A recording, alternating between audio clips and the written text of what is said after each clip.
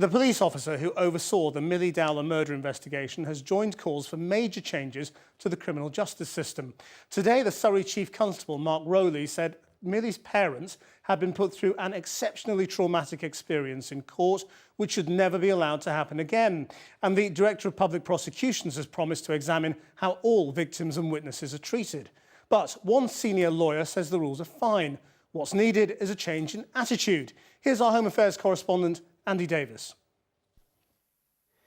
The tragic case of Milly Dowler continues to provoke much comment on the way the criminal justice system operates in this country. Milly Dowler's parents, who'd been cross-examined during the trial of her killer, Levi Bellfield, said they'd suffered a mentally scarring experience on an unimaginable scale. And today, the Chief Constable who oversaw the police investigation into Milly's murder weighed into the debate, embarrassed, he said, by what he described as a disgraceful lack of humanity shown towards the family. It was striking to me that the Dowlers, when I last sat down with Bob and Gemma a couple of weeks ago after they'd given evidence, Bob described to me feeling like it was a game, it was all about tactics. He felt like the family were cannon fodder between two QCs. The rules of the game, as some describe it, are wrong, and the balance is wrong. Even the Director of Public Prosecutions, Keir Starmer, has issued a statement on this. The case, he says, raises fundamental questions about how victims of crime are treated by the legal system. But that's where the DPP's statement ends. No outline whatsoever of what those fundamental questions are, let alone what the answers might be.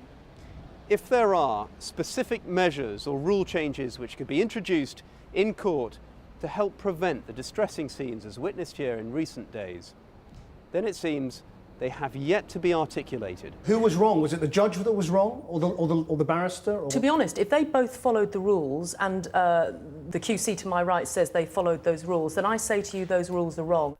So might there be proposals to offer witnesses more privacy in court, or to allow judges greater powers to limit reporting on sensitive personal matters? All the Ministry of Justice will say is that it's about to announce a review on the treatment of victims.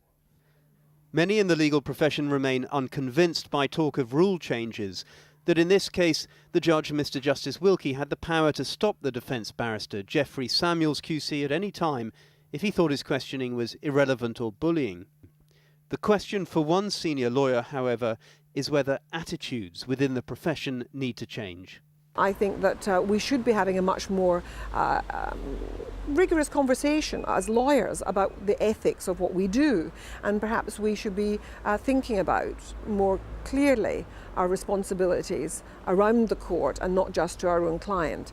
I think there are ways in which you can perhaps be more sensitive to the ways in which families suffer when they've already gone through the trauma of murder. And as we've seen in the last few days, there can be few cases which have illustrated this issue as poignantly and as starkly as that of Milly Dowler.